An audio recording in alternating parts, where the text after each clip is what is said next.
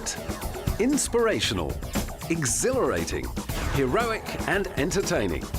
These are all words that have been used to describe the former World Footballer of the Year, who is arguably the best player ever to come out of France. His brilliant ball control, incredible vision, precise passing and ability to read the game are never likely to be matched.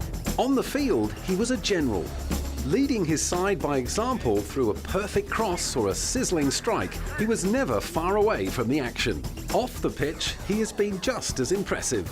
Tireless in his charity work for those less fortunate, he is also a devoted family man. He is Zinedine Zidane, and this is his story. Zinedine Zidane, or Zizou, as he's affectionately known to fans around the world, enjoyed the kind of epic career that even the best Hollywood scriptwriter would have been pushed to dream up. It bore all the hallmarks of a big screen blockbuster.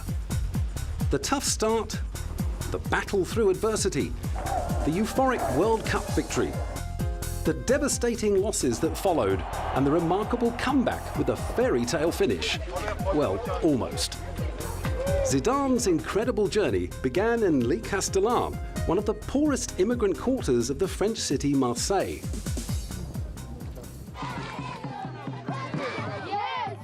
Born to Algerian parents, young Zidane was a natural. Honing his skills in the dimly lit alleyways for hours each day, it soon became clear that he was destined for something special. Many believed that it was Zidane's upbringing in this rough neighborhood that furnished him with the mental toughness to handle the pressures faced by elite footballers. At an early age, he joined US Saint-Henri, a local club in Les Castellans. But it wasn't until he was scouted to Bordeaux that his talent really started to show itself.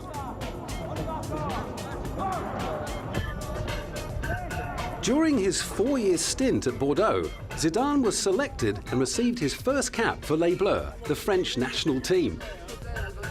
Coming on as a substitute in the 63rd minute of a friendly against the Czech Republic on the 17th of August 1994, Zidane thrilled the crowd by scoring 2 second-half goals to help France erase a 2-0 deficit and salvage a tie. His performances domestically and internationally started to generate a lot of conversation around the proverbial water cooler. Impressing his countrymen, players, managers and scouts all over the globe with his playmaking and uncanny ability to lift his game when required, it wouldn't be long before the big clubs of Europe came after him.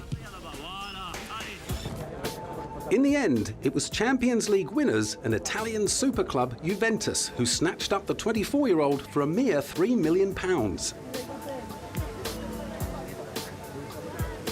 Zidane had already made an impressive start to his football career, playing solid football for Les Bleus and going on to sign with Italy's most successful football club.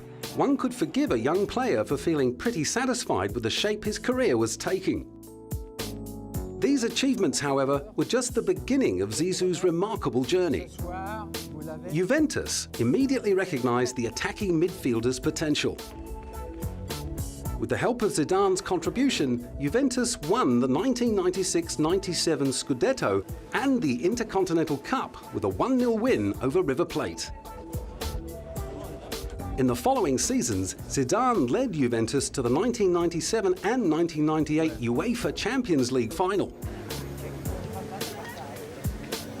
In 3 short years, he went from being a good player with potential to being one of the best players in the world. Now that he had proved his remarkable talent in domestic leagues, especially with Juventus, it was time to prove his ability against the best opposition the world had to offer. That chance presented itself in the shape of the 1998 FIFA World Cup.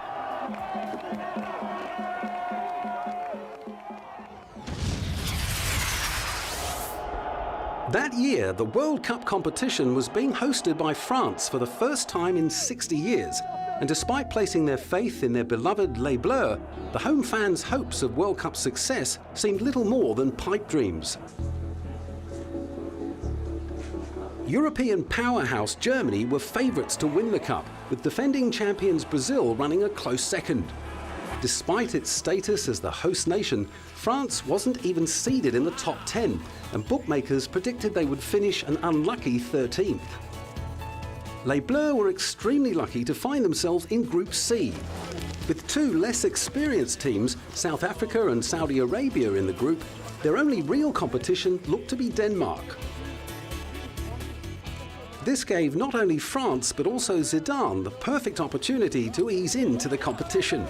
However, no one could have predicted the final outcome. France dominated Group C, finishing on top of their group undefeated after scoring 9 goals and conceding just the one.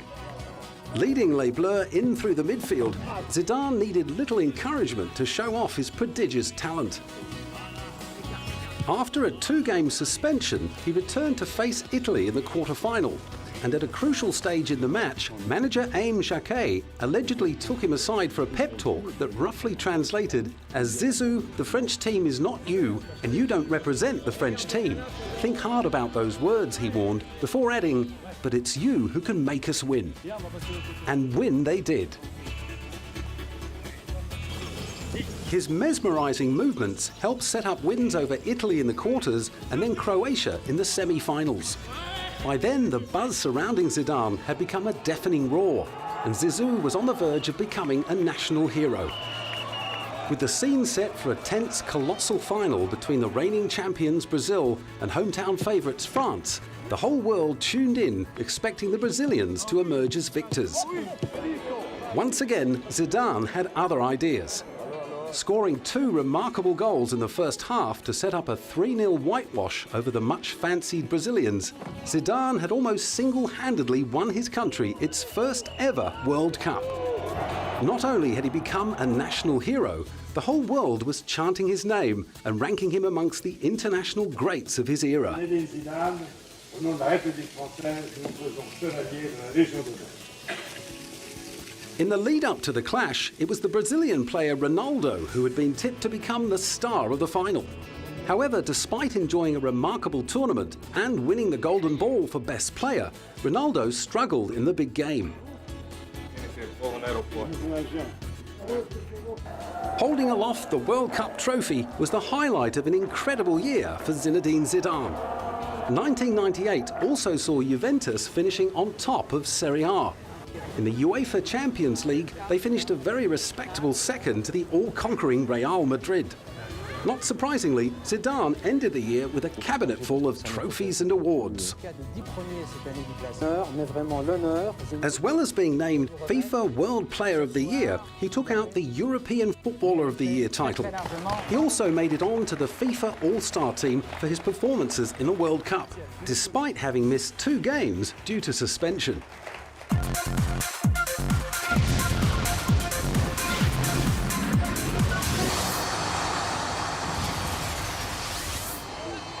With fans chanting his name, women chasing him down the street, and children trying to emulate his slick ball skills on football pitches all over the world, Zidane could have sat back and enjoyed the fruits of his success.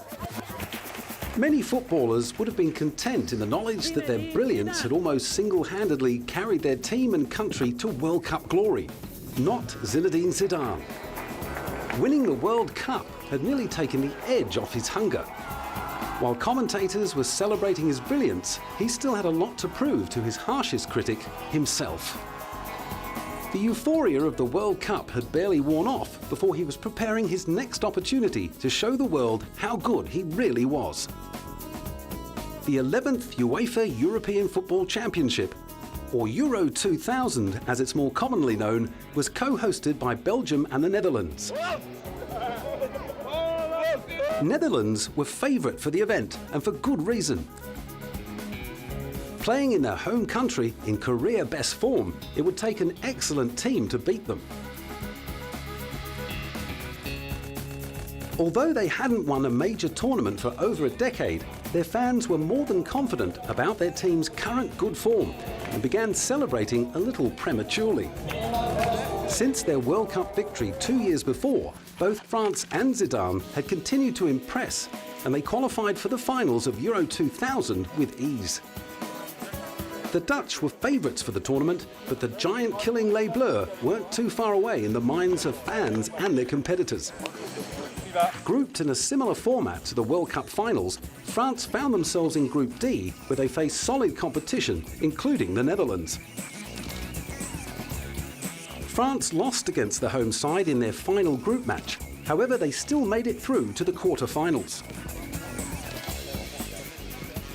Zidane was fit and on top form, and fans, teammates and coaches alike would have been happy to see their star player play up to his usual standard.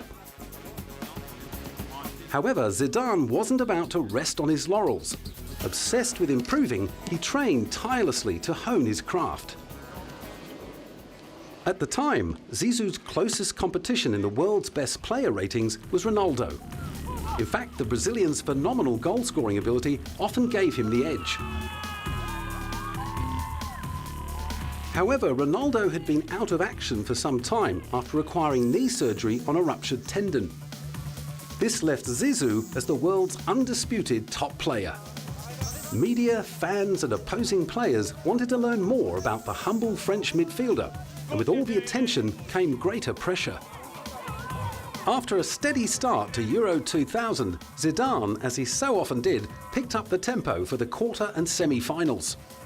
In France's clash against Spain, Zidane scored his first goal for the tournament and then scored his second from a penalty late in extra time against a much improved Portugal to catapult France to yet another final. Despite scoring 2 crucial goals at critical stages of the tournament, some commentators and football journalists would persist in criticising him for the lack of goals to his name. Not only did they argue that a player of his calibre should be finding the back of the net more regularly, they also blamed him for Juventus's failure to win the championship. In his defence, however, many observers argued that Zidane's extraordinary talent lay in setting up goals for others, not scoring his own.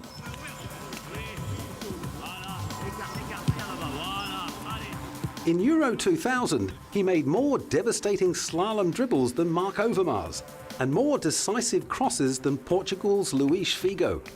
His presence in the midfield not only generated chances from his own boots, but inspired those around him to follow his lead. France continued their impressive run, demonstrating a style of football so pleasing to the eye that even opposing fans could enjoy them.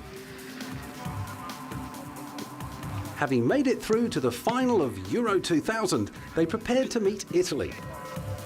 With a more defensive game style than the French, the Italians would score often on the counter-attack. Throughout the whole tournament, the Italians had conceded only 2 goals, and if France were to break through their wall of resistance, it would be Zidane who would find their weak spot. Playing alongside many of the Italian national team members on a weekly basis at Juventus, Zidane, who had just turned 28, knew a lot more about the Italians' game style than most. It was the Italians he had to thank for his elite physical fitness and his calm and systematic approach to the big games. The clash against Italy to crown Europe's best in the final of Euro 2000 was not only a battle between 2 brilliant teams, it was a duel between pupil and master. The final, which billed as the best climax to the best international tournament the world had seen, did not disappoint. After trailing 1-0 for almost 40 minutes and with only 1 minute of injury time remaining, France scored an opportunist goal via Wiltord. The Italian fans, who had already popped the champagne, were forced to put their party on hold. Then, with 12 minutes gone in extra time, David Trezeguet scored one of the goals of the tournament to crown France as European champions. Once again, Zidane played a significant role in their victory. When the pressure needed to be increased after Italy scored in the 55th minute, it was Zidane who led the way. Zizou was once again the toast of the nation. His tournament equalled, if not bettered, his performance in the 1998 World Cup, and the organisers of Euro 2000 agreed in naming him the player of the tournament. His manager, Roger Lemaire, could not have been happier with Zidane's form. But Lemaire was quick to point out that Zidane could still improve. During the tournament, he had said, there is so much more to come from Zidane. He can improve still further. He's phenomenal, on his way to becoming a monument of French football, like Platini or Copa. It wasn't only Le Maire who believed Zidane was destined for greatness. His talents were igniting the interest of the world's biggest clubs, and with his best years ahead of him, they would pay anything to see him in their colours.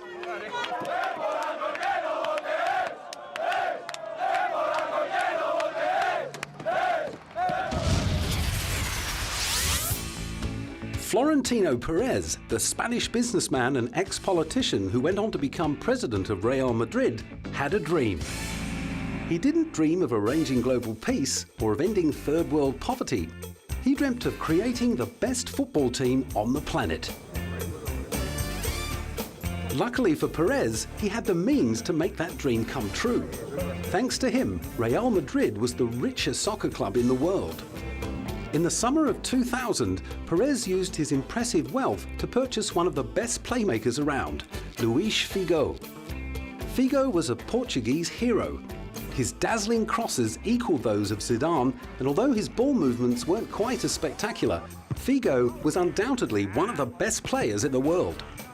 Not only was he a hero in his home country, he also was a much-loved player at FC Barcelona. The fierce rivalry between Real Madrid and FC Barcelona is legendary within the sport.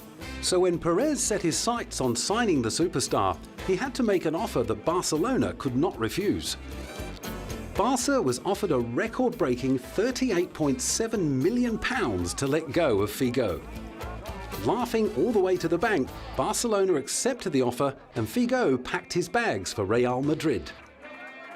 Not surprisingly, the transfer did little to impress his former teammates, much less the passionate Barca fans. In fact, upon his return to FC Barcelona's home ground, Camp Nou, a study by a television station found that the noise of the crowd's whistles and jeers was louder than the sound of an aeroplane taking off. On his second appearance wearing Real Madrid colours at Camp Nou, Barcelona's ground almost had to be closed. All kinds of objects, including a pig's head, were thrown at Figo, who was also taunted with insults such as pesatero, which means money whore. This did not deter the talented right-winger, who went on to win the European Player of the Year in 2000, and then FIFA World Player of the Year in 2001.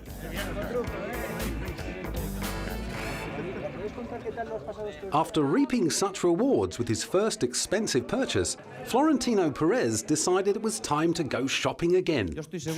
This time, he was determined to come home with Zinedine Zidane.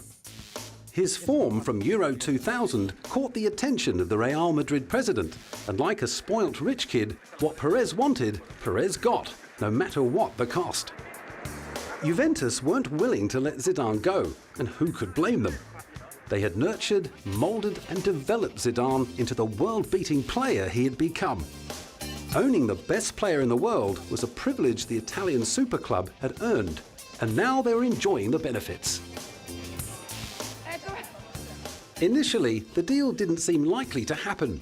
Although Zidane was keen to move to Spain and test his skills in arguably the best league in the world, Juventus general manager Luciano Moggi insisted that Zidane had to stay until his contract had expired in 2005. However, with the exception of Zidane, the current Juventus squad was starting to get a little stale. The 25-time league champions had finished second in consecutive years, and management started to concede that transferring Zidane for a huge fee would give them the opportunity to buy new talent that could pave the way for a 26th league title.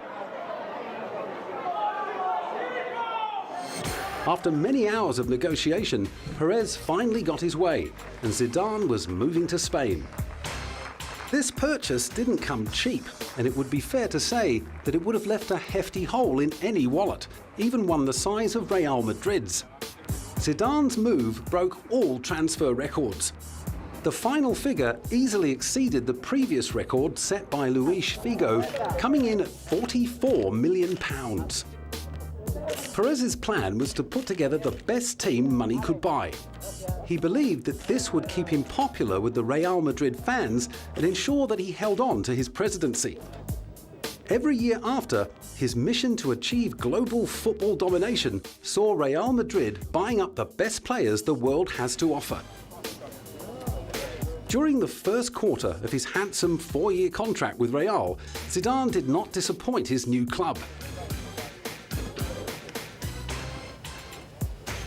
In his 49 appearances for Real Madrid, he scored a total of 11 goals and set up countless others. Those 11 goals marked his best return since winning his first World Player of the Year award in 1998. He also played a major role in winning Real Madrid an impressive 2 titles for the season.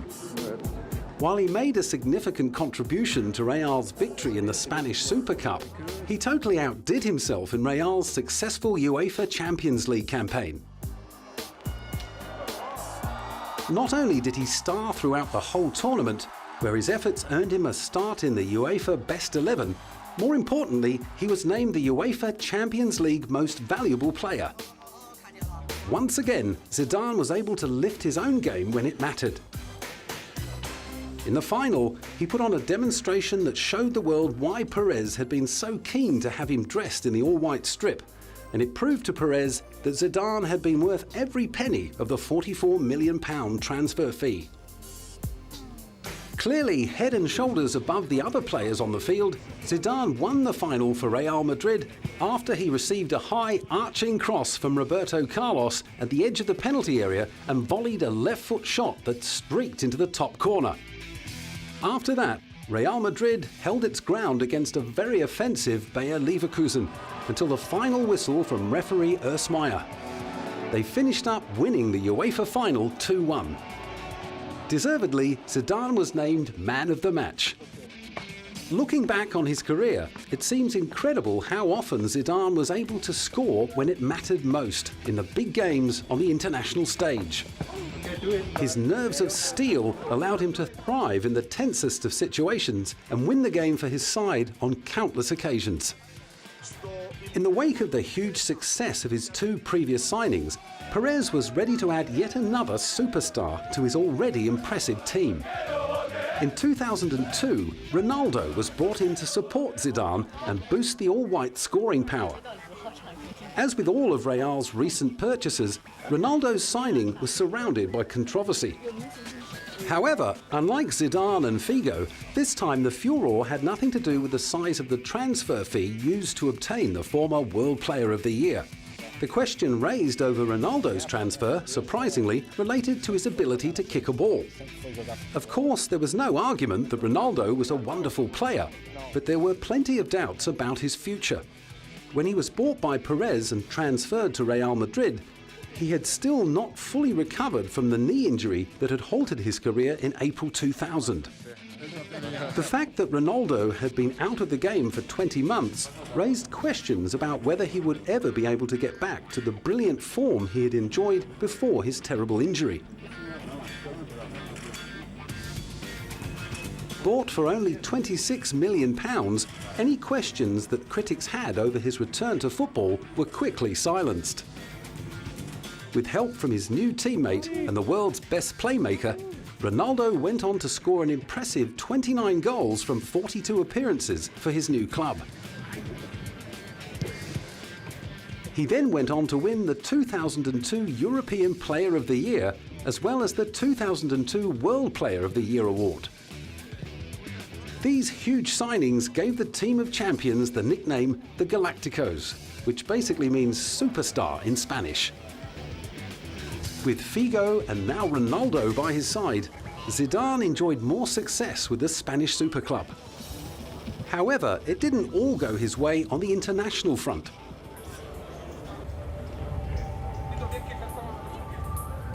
– 2002 marked a disappointing World Cup campaign for the defending champions, which wasn't helped by the fact that Zidane had to miss most of the tournament. In the end, he was only able to play 1 match, and even then he was not fully fit. His niggling thigh injury may have robbed him of the opportunity to defend his World Cup crown, but Zidane wasn't about to let his disappointment interfere with his football back in Spain. During the 2002-2003 season, Zidane won his first La Liga title with the club. Although he was still nursing a few injury troubles, his form didn't slip. In fact, he was playing some of the best football of his career towards the end of the 2002-2003 season. The Galacticos continued to sign big-name players, and in 2003 it was David Beckham's turn to move where the weather was warmer. Becks was picked up for a lazy £25 million. Despite his obvious talent, Beckham wasn't in the same league as his teammates Zidane, Ronaldo or Figo. Many believe that Beckham was signed purely as a business decision. He was allegedly brought into the club for the number of shirts he could sell rather than the number of goals he was likely to kick. With two of the world's best midfielders already playing for Real, Beckham's signing was completely unnecessary from a team balance perspective.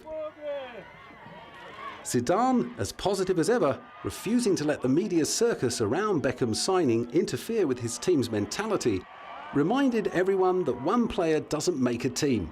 He had this to say. C'est bien qu'il amène son style à lui, mais bon, de toute façon. It is good. It is good that he has his own style. But anyway, everybody knows the game Beckham plays. It's a style that is interesting for the team. We will see how it goes. But the most important thing is not a particular player, but the team.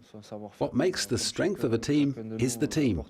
He will bring his own know-how, like each one of us does, and we hope his arrival will bring us even more titles.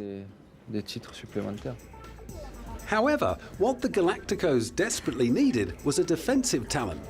A superstar defender the likes of Fabio Cannavaro, the 2006 FIFA World Player of the Year, would have made a big difference to their struggling defence. Perhaps Perez was merely trying to make back some of the money he had spent on the likes of Figo and Zidane. The early successes of his big signings and even Real's dazzling lineup of superstars were beginning to fade in the eyes of the fans. The one light that continued to shine brightly was Zidane. In 2003, he took out the World FIFA Player of the Year for a third time, to become only the second player to do so. His teammate Ronaldo was the first. 2003 also saw the departure of one of Real Madrid's best defensive players, Claude Makelele, as the club refused to increase his salary despite the fact he was paid a fraction of what was being handed out to his superstar teammates. Makelele was regarded as one of the best defenders in the world. His place in the team was taken up by David Beckham, an attacking midfielder.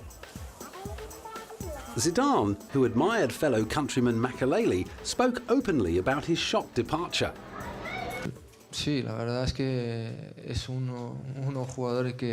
Yes, for what he has done over here. He was a very important player. We missed a lot by losing Makelele. This was a decision made by the club, but maybe not in the best interest of the players. It's easy to see why things started to go wrong for Real Madrid. Perez's team had turned out to be the best attacking lineup in the world, but unfortunately they could only go forward. Opposing teams quickly exploited their weakness, and in no time at all, the once powerful Galacticos were no more than overpaid underachievers. They weren't able to take out the big matches, and even had to endure a bleak 3-year period where they couldn't bring home one major trophy. The critics had a field day. Despite being clearly against the ropes, they shocked the soccer world once again by ignoring the hole in the team's defence and picking up yet another striker.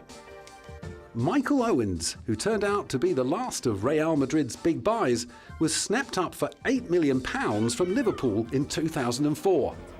Clearly taking the saying the best form of defence is attack way too seriously, Real Madrid were either blind or blinded by greed. Since Beckham's signing, Real had found little success on the pitch, and in May 2004, coach Carlos Queiroz was shown the door. Despite having little influence in the team's choice of signings, Queiroz became the second manager to lose his job during the reign of Perez.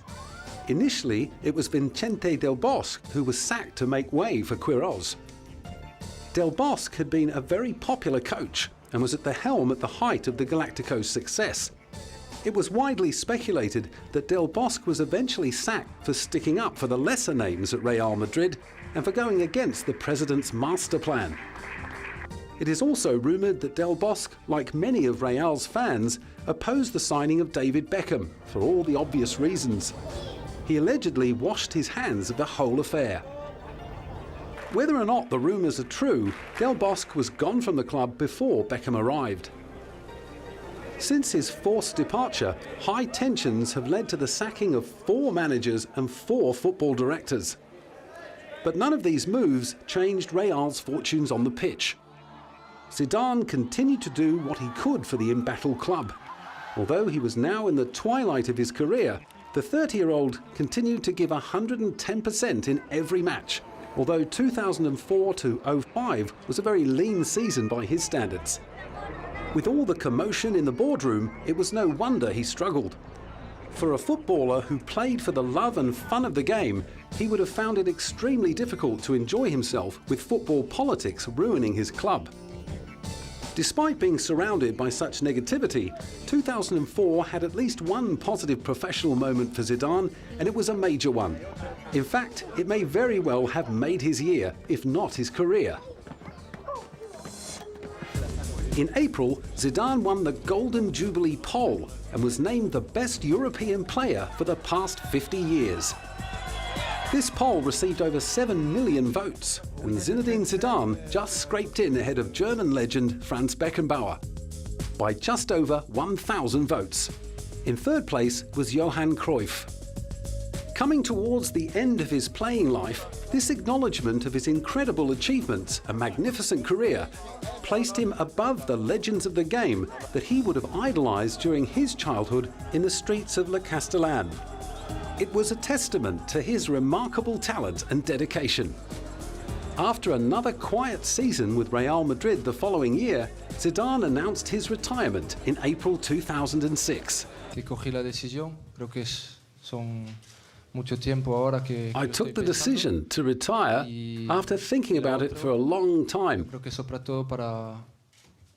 and also to allow Real Madrid to plan their next season, giving them enough time to look for other alternatives, other players, if that's what they want to do. On May the 7th, 2006, he played his final home game, scoring in a 3-3 draw with Villarreal. His teammates wore commemorative jerseys with Zidane 2001 to 2006 stitched below the club logo.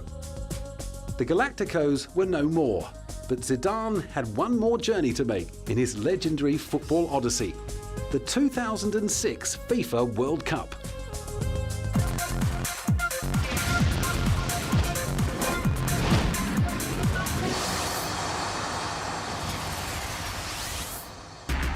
The World Cup, a contest in which legends are born, heroes are made, and only the very best survive.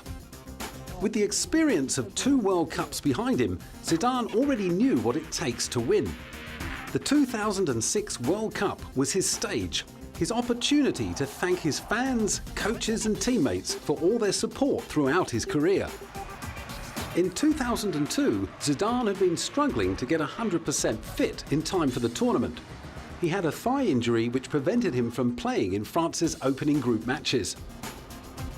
Without Zidane to steer them, France looked lost. The defending champions looked nothing like the side they had been 4 years before, or even 2 years earlier at Euro 2000. France had to win their final group match to stay alive. Zidane was to play despite being injured. Team captain Marcel Desailly hoped that Zidane's presence alone would make the difference. And for sure, if he's there, then it's something more. Maybe it will not be the player who will make the difference, but the fact that he's playing, then maybe Danish they will concentrate. They will put 2 players on him, and maybe we will have other opportunity to score. That's the difference with Zidane when he's there and when he's not there. France lost 2-0 and were embarrassingly eliminated from the World Cup without scoring a goal. The formerly powerful national team went into Euro 04 as defending champions. Zidane was fit, however they were unable to get past an impressive Greece in the quarter-finals. This broke Zidane's heart and he retired from international football. However, after seeing France struggle to qualify for the 2006 World Cup, the midfielder, who claims to love his country just as much as he loves football, was swayed by manager Raymond Domenech. On the 3rd of August 2005, he announced that he was coming out of retirement. He was immediately reinstated as team captain, and under his guidance, France qualified for the 2006 World Cup, showing glimpses of their former championship-winning form. With memories of his 2002 disappointment fading fast, Zidane knew that this was his World Cup. The French team was stronger than last time, and he was at the top of his game. Zidane and Les Bleus were on a mission to recapture their 1998 form. Et le reste, dans les jours qui viennent, est point. We are all ready for a great competition. We have to tell ourselves that if we want to succeed and achieve something exceptional, we all have to push ourselves. That's it. France opened their account with a dismal performance that drew comparisons with their previous World Cup campaign. They were lucky to salvage a 0-0 draw against Switzerland in their first game. Clearly, Zidane wasn't satisfied with that result. Desperate to succeed, in the closing minutes of France's second match of the group stage against South Korea, Zidane was yellow-carded after pushing an opposing defender. It was his second booking of the tournament and resulted in his suspension from the final match of the group stage. Memories of a Zidane-less France came flowing back, and needing to win their last group game to guarantee selection, Zidane's playing future lay at the feet of his teammates. France advanced to the knockout round after beating Togo 2-0. Zidane returned to action in the second round match against Spain, setting up Patrick Vieira for a goal by sending a free kick into the penalty area. He scored himself in the 91st minute. The victory sent France into the quarter-final against defending champions Brazil in a rematch of the 1998 final. France held the more fancied Brazil to just one shot on goal for the entire match. Zidane, creative as ever, took a free kick which led to a goal by Thierry Henry, sealing a 1-0 win. In the semi-final against Portugal 4 days later, Zidane netted a penalty for the only goal of the match, which saw France through to the final against Italy on July the 9th, in what would be his career finale.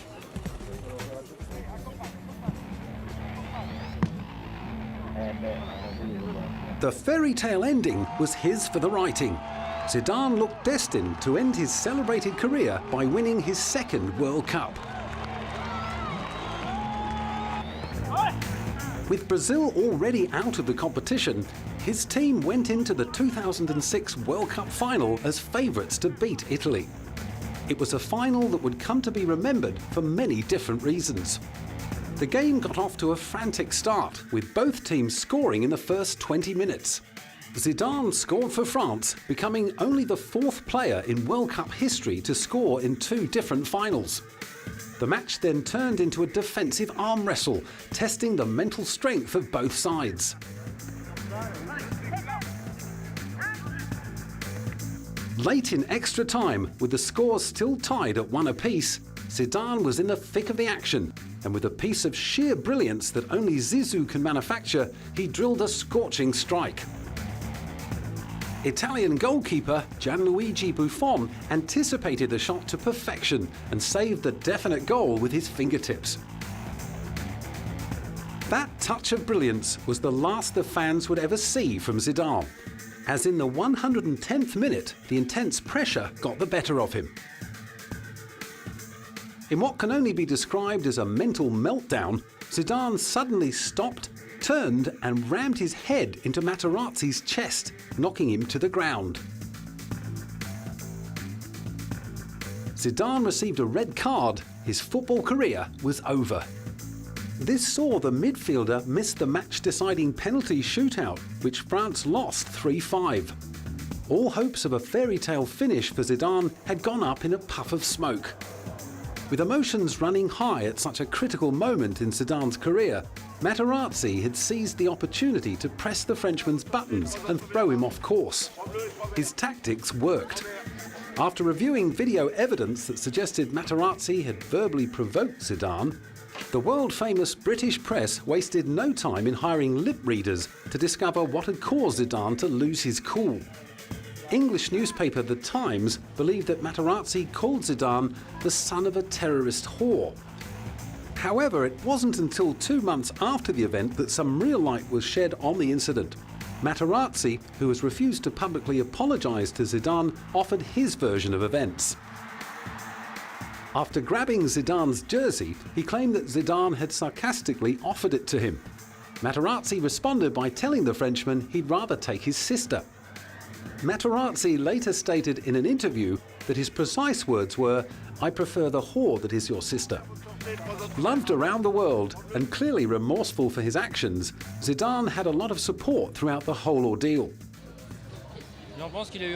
I think Zidane was right to headbutt Materazzi, because he probably said awful words and I would have done the same.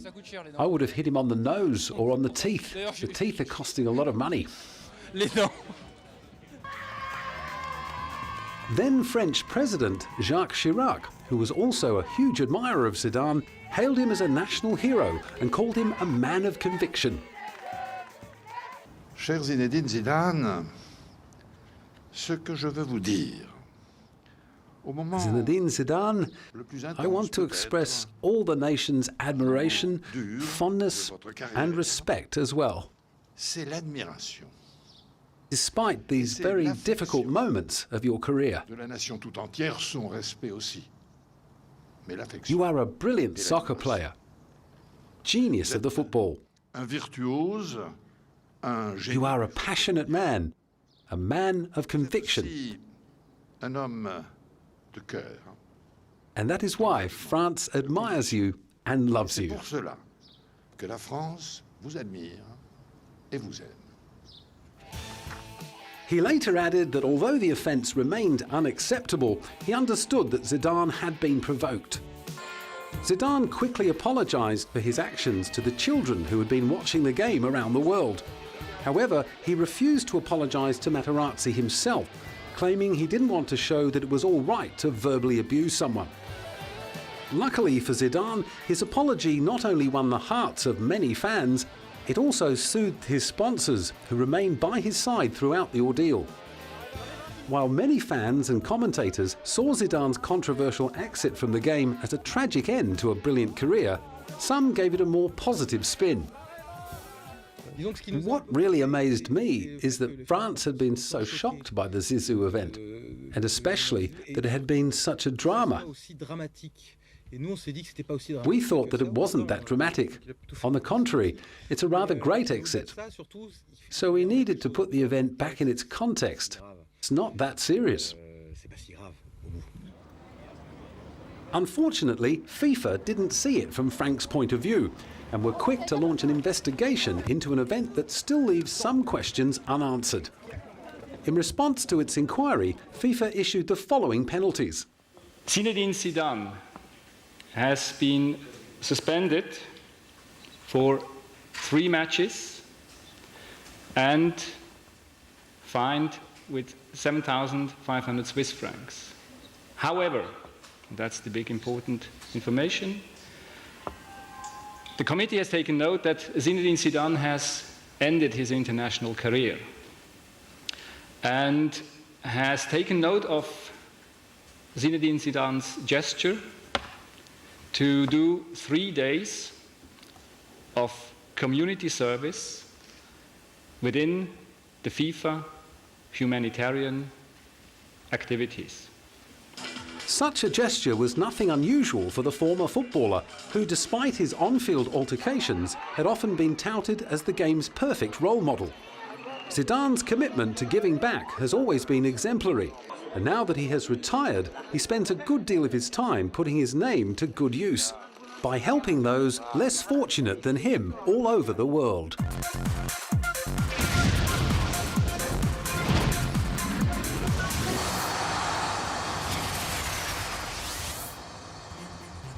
With a brilliant footballing career already in the bag, Zidane can now relax away from the public eye and spend some much-needed time with his family. After 17 years at the top of a game dominated by the bounce of a ball, he no longer has to worry about making it to training on time, catching flights, or remaining in peak condition. However, adapting to life after football hasn't been a breeze. For the moment, my life is both simple and complicated at the same time, because until now I had the pretext of playing football, so my life was well managed. Today I have stopped and I want to do something else, and at the same time it's complicated because I'm not organized at all. So obviously I will first have to get organized. But today it's simple. It's about enjoying the moments I didn't have time to enjoy in the past. Things about life, enjoy my family, to get more time off with the kids, to move when I want to try and have some free time when I feel like it. That's it. It is simple, like trying to do things the easiest way possible. Many people might expect the simple life of a retired footballer to involve cruising around the Caribbean, sipping cocktails, or playing never-ending rounds of golf. But Zidane has different ideas. His tough start in life made him determined to give back, and just months after his retirement in 2006, he was on the plane to Thailand to play in a charity match for a children's AIDS charity. Frenzied supporters poured into Chiang Mai's municipal stadium to see the three-time FIFA World Footballer of the Year take to the field alongside Thai pop stars and national team players. 4 hours before kick-off, football-mad Thailanders lined the streets outside the stadium to catch a glimpse of the former Juventus and Real Madrid midfielder, while thousands more fanned themselves with newspapers and huddled under umbrellas to shelter from the unforgiving mid-afternoon sun. Despite his absence from professional football, Zidane hadn't lost any of his trademark moves, scoring just before half-time. Less than a month later, he was playing in another charity match. This time it was back home in France at Marseille's Stade Velodrome. The match against poverty, played under the aegis of the United Nations Development Programme, was won 6-2 by Zidane and friends against Ronaldo and friends. This was his first football appearance in Europe since the World Cup, and as his dazzling skills brought back some wonderful memories, journalists speculated on the chances of Zidane making another comeback. The most popular theory was that Zidane would join former Real Madrid teammate David Beckham at the LA Galaxy and play out his post-retirement years on Easy Street in Major League Soccer. Zidane was quick to quell the rumours, although he did admit he missed the action. Obviously, yes, sometimes I miss it already. Because when you have played 17 years at a high level, at some point there is this craving from the lack of adrenaline, pressure, and sport naturally. But I had to come to that point. Today, it's my turn, after many other players, to retire, and what you need is to live it well. So for me, I tell myself it's another life starting today, and I will try to enjoy it as I have enjoyed my footballer's life.